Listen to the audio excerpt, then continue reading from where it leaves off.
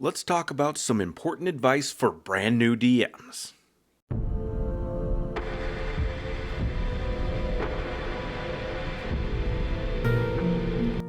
Hello there, everyone, and welcome back down here to the Gamer's Den with me, your host, Jordan, your Master of Lore and Storyteller Extraordinaire.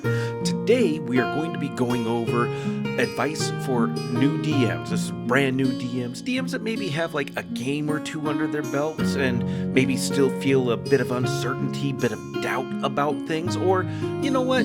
Hell, even if you are a veteran DM, you've been at it for a couple years, maybe more, if you're just getting a nagging sense of doubts, you have a imposter syndrome going on or whatever it may be, then hell, this is going to be helpful to you. And I'd like to think that a lot of the advice here is going to be transferable to other areas of life, but it's not for me to say, and I can only hope. But really, the big thing here is trying to figure out this new advice for new DMs. New advice. Just good advice for new DMs is more what I meant. But before we get into all of that, and hopefully before I butcher any more, if you're new here to the channel, go on down there, hit the subscribe button, and become a regular member here at the Gamer's Den. Or if you've already gone on ahead and listed yourself on that incredible roster of legendary heroes, then why not go down there and hit the like button and share the video far and wide. But now, let's start digging into this new advice here. So what could be so important that I feel like I have the understanding and insight necessary to dispense this onto new DMs? The most important thing that you can do to feel more prepared and more ready to run games for your friends and also for yourself, because, I presume you had a story you wanted to tell, you had some good ideas for the game overall, but, the only way to get better and to do better is to just take that plunge. Just do it. Hot summer's day, whether you're jumping into the ditch, the creek, a river, the lake, or a pool, if you're fortunate enough to have one or be able to go to somebody that you know who has one. When you take that first plunge on a hot summer's day, there's a sudden shock to it, right? And it's that shock that you kind of hesitate at overall. Usually that's what it is. That sudden shock to your system, you start to think it a little too much. You get a little bit of a pit in your stomach, but the only way around it is to actually get in the water and, just get it over with, experience it, whether it's slow acclimation, wading in a bit deeper each time, or just full on taking the plunge. And my advice is to take the plunge, because the sooner you dive into it, the better. You may be under the notion that you need to know the rules by heart, otherwise you are going to be disrespecting your friends' time, your family's time, other people's time, and how dare you do that? That's incredibly self-centered and rude.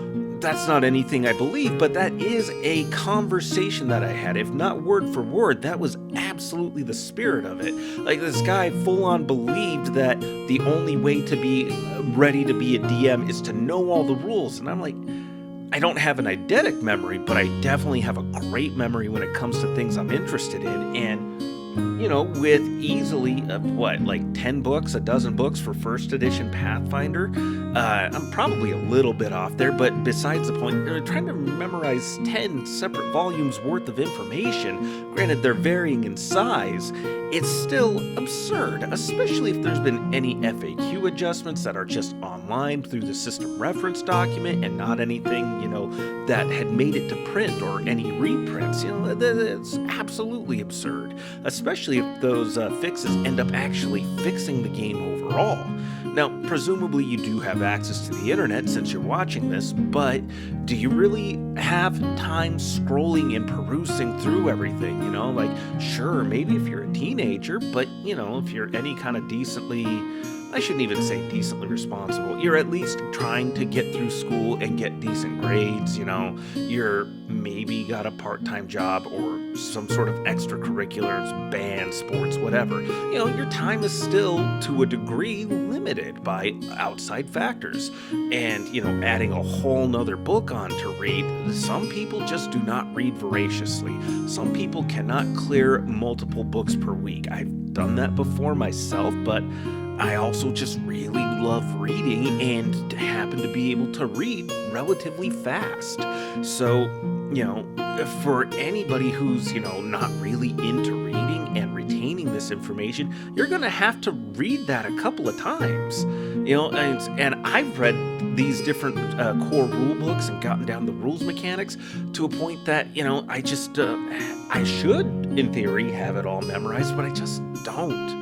So, don't feel like you need to know all the rules. What you do need to know are just the overall framework to help keep the game running. You need to know how the different actions are resolved. What dice are you using? For a lot of these D20 based games, it's just that, the D20 set. So a D20 is going to be the bulk of the dice set you roll, or at least that's going to be the thing you have to roll most often for.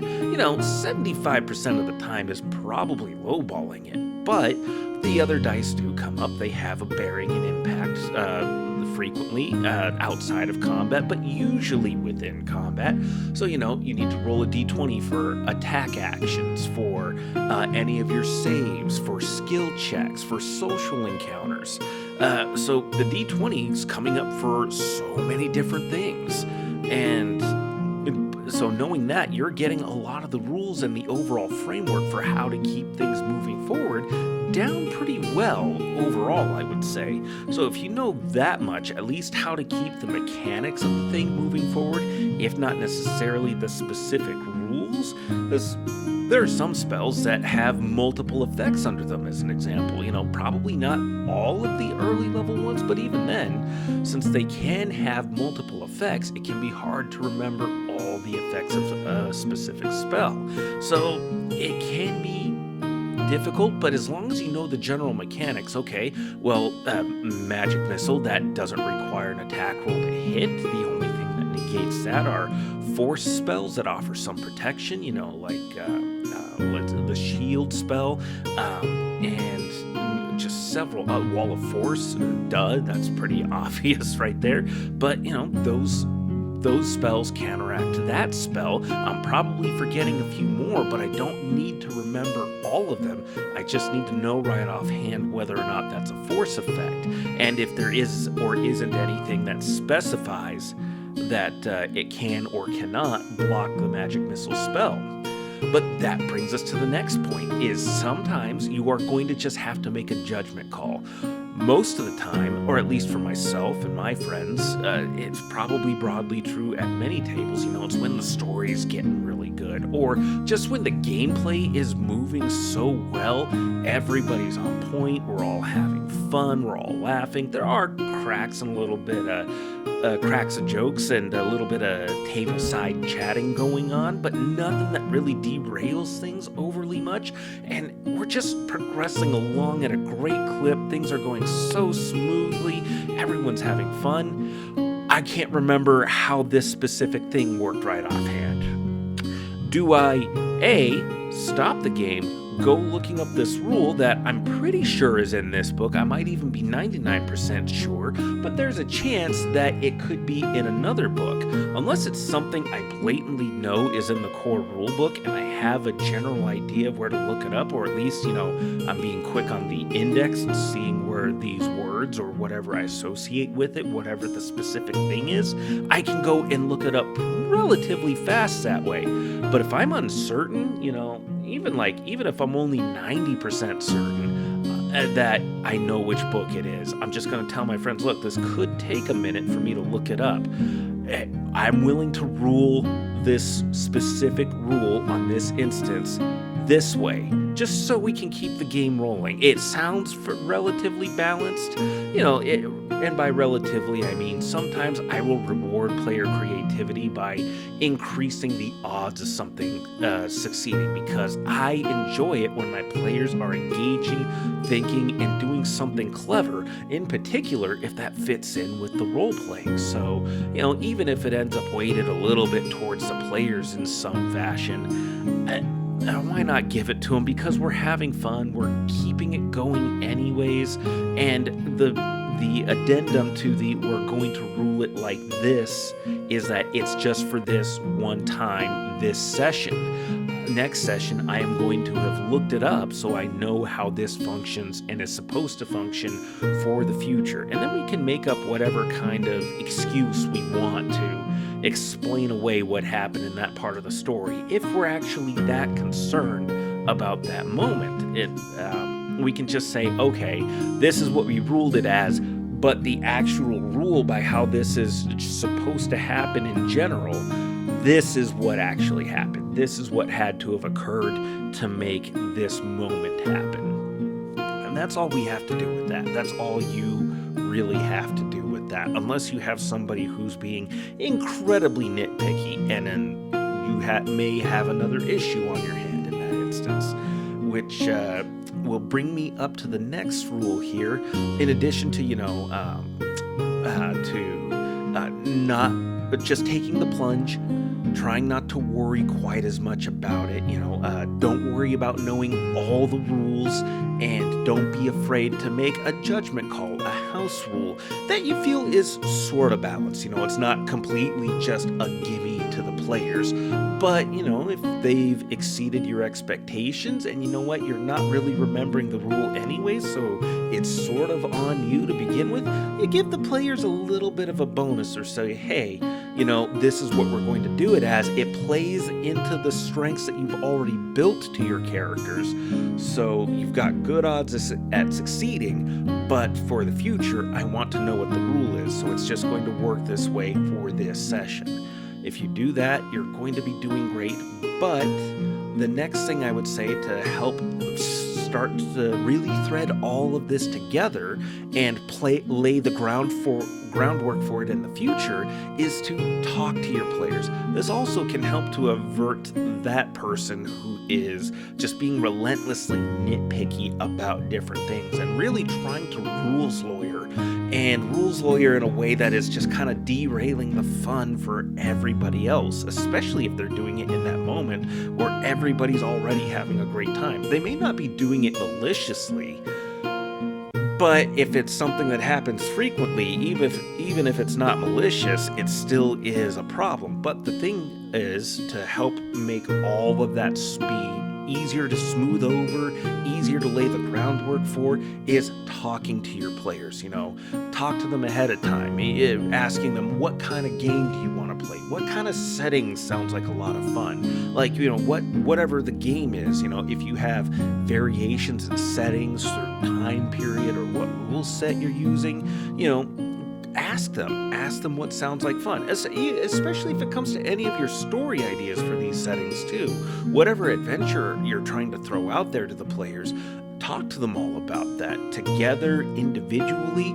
Talk to them about it and set up session 0 stuff where you can really plan out and run their characters and give the players a chance to change things about their character, but also ask them for information about the character too. Ask them, who they are, what's their personality like, how did they grow up.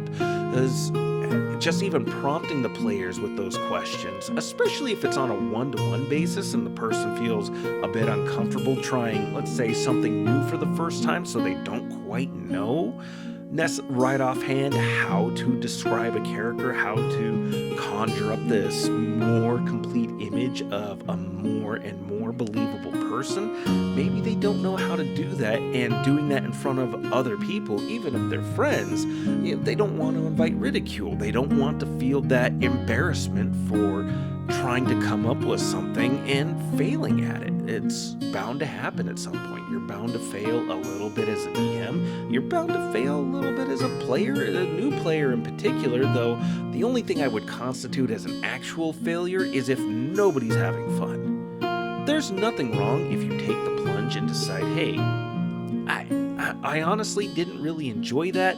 The planning, the setup, and learning all of this, it gave me appreciation for what can go into DMing, but it's not for me. I just did not enjoy myself, and it didn't really feel like enough of a payoff. I don't want to do this anymore. That's fine. There's nothing wrong with testing and finding out and see. I mean, it's a game. It's a game we're playing with friends and family. Even if it's not friends or family, most of the time, strangers are pretty wary of just being absolutely bluntly critical of somebody for, something like a game. It happens, and again, that's another that person kind of situation, but if it just isn't for you, there's no shame in it. There's no shame in that at all. Just step away and let the other DM or find another DM, whatever the case is. Let them pick it back up and just keep everything rolling forwards. So try it and find out, but then, going back to the original point here, talk to them, session zero stuff, give players that little bit of flexibility, giving them a certain amount of flexibility, leeway, and understanding, especially for the first couple of sessions, and much less to be said of session zero.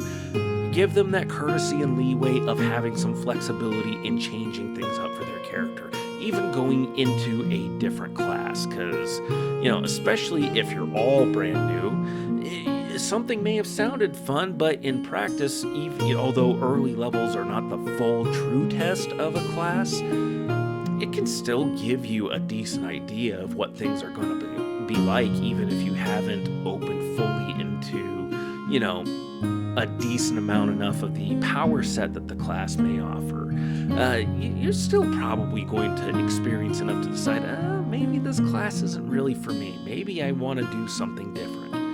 Give them that leeway, especially when it comes to setting up their characters and everything and telling these stories about them. Giving them that leeway makes them more likely to give you that leeway. I don't like framing it in a tit for tat, exchange for exchange kind of thing, but that is a practical benefit of it. I think it's just worthwhile to do it because it's just a decent thing to do, and if it means everybody's going to have more fun and feel more comfortable overall, then so much the better, because the more they have fun, the more I have fun, which feeds back into them having more fun, because you get more enthusiastic about it. You get more of that urge to just write stuff down and come up with new ideas and test and play with new things. Not everything you do will go anywhere necessarily, but that doesn't mean it isn't fun to try it out. And even if you go, nah, didn't really enjoy that, you still got practice running a thing, and you ran a thing that you ended up not enjoying. And if you just saw that particular part through to a point where you can end it, even if it's ending a little bit early, do that and then move back on to whatever the main story is. You may have to adjust slightly or just let the players have, hey, you got a few weeks where not a lot happens unless there is something each of you would like to do. And also, this is the next thing. For those stretches where there's a little bit of a resting period that goes on for any length of time, it makes sense that the player characters would have been up to different things. If it's not something to the tune of, we're just going to make a couple of skill checks to represent what we were doing and see how well we did or how poorly we did, just that's fine. Let them all go. Or, even if none of them can come up with anything that they would have been doing, if only one person does, if it's just a couple of die rolls and they give you a quick, 3-4 sentence, like a paragraph, maybe 2 paragraphs of information, that's fine. That's quick enough, and that's interesting. That's something that any player should be able to tune into and engage with and go, oh, okay, cool, that was nice. That's a great idea. And it might give them an idea for something in the future. Or, even if they go, hey, you know what? That actually gave me an idea. That sounded pretty fun. Can I actually step in here and have a turn at, describing what I've been up to the last couple of months? Great. More activities, more story, more opportunity. Even if it's just a couple of die checks, that might give me an idea for something down the line. Now I know that maybe it's a shop I didn't come up with before, but it's something that they're frequenting, or they're describing that as their character's favorite place to go to.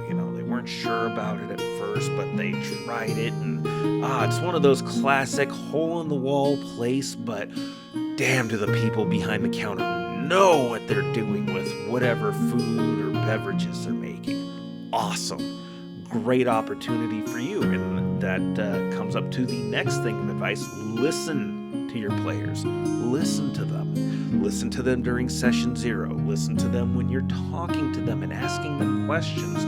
So if you're asking them questions, they're going to give you the answer. Just take a moment to listen and, make sure you know your friends, you know your family well enough to make better judgment calls about what you're hearing from them than I ever could. So just listen to them and you'll get a lot out of them. And one thing that's helped me with my own sense of anxiety about this, it kind of feeds into it, but I think it's a healthy way of coping with it. I ask them flat out, end of every session, or, just listen to your players. Absolutely listen to them. So, going on from just listening to them overall, I mean, there's more and more that you can add in, but just by listening, paying attention, asking them questions, and the asking them questions helps me to feel better when I get that feedback from my players, because my friends will be honest with me. They're not going to go, what, I'm just being blunt. I'm just honest and blunt and direct about it. Use honesty as an excuse to just be a dick. That always sucks. But, my friends are the kind of blunt and honest. They go, Jordan, why are you being stupid? You did awesome. We had a great time. No feedback, no real tips other than keep it up, please. We are enjoying it. And again, I like to think I am a good DM. That might have sounded like bragging. Just, some of these people are friends I've known since high school. One I've known since grade school. I've been fortunate enough to be able to keep that friend in my life. I've known them long enough to know that they're going to be honest with me. They might be blunt, but they're not being blunt to be a jerk. It's just more like, how dare you insult us, sir? We slap you. But playfully so, endearingly so. And we're all on a similar wavelength of humor. We have a lot of overlapping interests. Obviously, we're all gamers. They will be honest with me. Them being honest with me is part of how I got to be this much more of a better DM. And much in the same way that doing this series, running this channel, has made me a better DM, because I'm revisiting things. But the point is, by listening to them, by asking them questions, I'm easing my own anxieties, and they're helping give me more ideas. Because when there is something off, they let me know. I correct, I adjust, or I try to come up with something different. So, listening, asking them questions, and just taking the plunge. Really, I could have probably thought this out and summed that up. Take the plunge, ask questions, and listen to the answers, and really listen to them. Because doing those three things, those are probably the three most important pieces of advice that if I could distill this all down to: take the plunge, ask questions, listen. That's what it boils down to, because really this is a game about communication. Communication is what this is all about. Even if you're focusing less on story and more just on the rules, mechanics, the wargamer aspect of it, you're playing it more for the strategic aspects, the planning elements, things like that, where it's more in the realm of game rather than role-playing game. Not knocking it, just trying to describe those people who probably do fit within the realm, the niche of this hobby. Perfectly fine. Glad that you and your friends are enjoying it so much, even if it might be different from how I enjoy this game. The point is, you're still going to be communicating. Even if you're down to more the technical things. Who isn't going to enjoy it when you land those good die rolls and start throwing out max damage with it? It happens all the time with Warhammer, where I'm competing with my friends running my army. I love when I roll crazy good. It feels like I've been stabbed in the heart by my dice when the little bastards start rolling bad on me. And it almost feels spiteful, but as frustrating as it is, it's fun.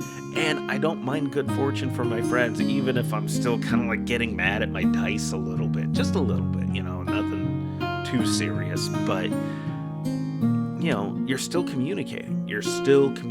Now, I tend to inject a lot more story into games. Warhammer 40k has plenty of room for story with its sheer scope. along space and time. It just boils down to it's all about communication at the end of the day. Because you're all going to be celebrating. You're all going to be telling this shared story. It's a shared narrative that you're all developing and trying to weave together. Sure, as the DM, you are the overall author. You're the overall editor. You have final say on everything. But the more you're able to get a good grasp on the rules and know where to let go and just let your players be injected more into the world, playing by that same framework of rules, helping them to get a grasp on it, but letting them have a creative hand, a stronger creative hand in your games, the better it's going to be, because they're going to get better at it. By encouraging them, by asking them these questions, by hearing them out, listening to them, you're going to help them make better characters. Asking them, give me 3 good personality traits, give me 2 negative personality traits. If you want to stack on more, sure, go ahead, but give me those as a start for your personality. Is your character a mischievous prankster? That as a positive, they're creative, they're fun-loving, they're whimsical, charming thrill seekers. They got a decent charisma score and a good dexterity score for when all that charm and wit is just not enough. That's an incredible level of detail right there. Just off of one trait, one personality trait, I can infer that they are charismatic, and it's reflected in the character sheet. It all starts being woven together. Then the negative comes in, where it says it's almost kind of a compulsion that even if it's a person they know they shouldn't be messing with, they kind of can't resist because of that thrill seeker aspect of it. That idea that they could, if they get away with it, they're going to enjoy how clever they were to begin with. If they don't and they gotta book it fast, well, they're still going to enjoy the failure, because can you see how mad that guy's face is? Can you see how unbelievably pissed off he is? You can see the veins about to burst out of his forehead. That is amazing. That's great. That's definitely a negative trait where they can't help themselves. You can. The player may even have it dawn on themselves that they may have to make some kind of a will saving throw in order to just represent their character holding themselves back. But then they also understand though that they still have moments where they just don't even make the roll, because even though they might be a bit of a compulsive thrill seeker, even they understand that pissing off the tyrannical mad king, the lawful evil king of this nation, they know better than to put themselves at risk, and if not themselves at least, then people who did not sign up for that kind of a thrill. That can be the line there, where there is a measure of responsibility, not because of some need to try to engage with the rules and be a good citizen, but out of concern for the harm, the cause and effect that can have on their friends, these adventuring companions that they have. Maybe they haven't had a whole lot of friends before. That can be considered a negative aspect, but I don't really consider that necessarily a personality trait, just more of an instance of character history. That, sure, it's the classic, the adventurer was an orphan, but, it's not played out in such a way that it feels cliche necessarily, because by developing these character traits, you have developed a more empathic response. You've built a more sympathetic character in that regard, and it has a humanizing effect on them, even if the creatures are decidedly not entirely human, with tieflings or even half demons or half devils, half dragons, whatever kinds of character options you're allowing for your players.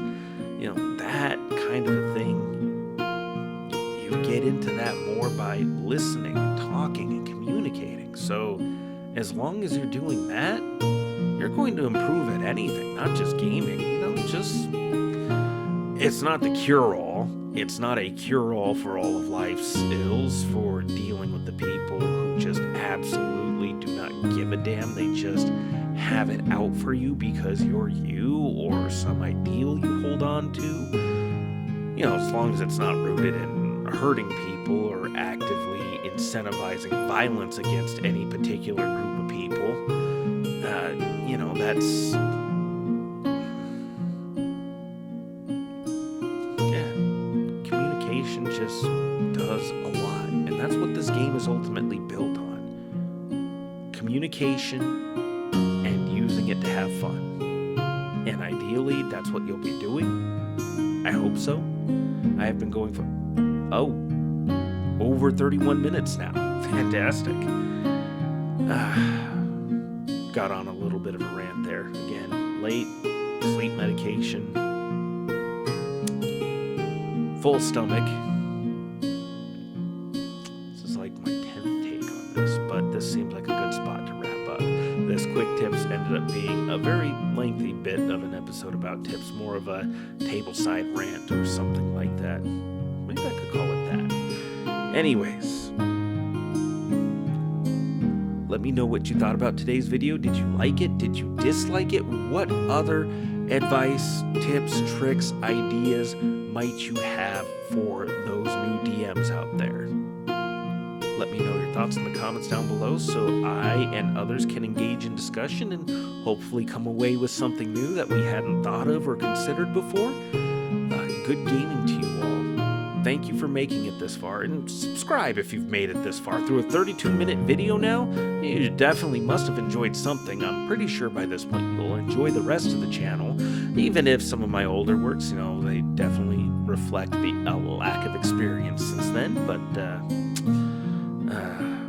yeah, thank you all so very much for your time. Good gaming to you all, and you all have yourselves a good night.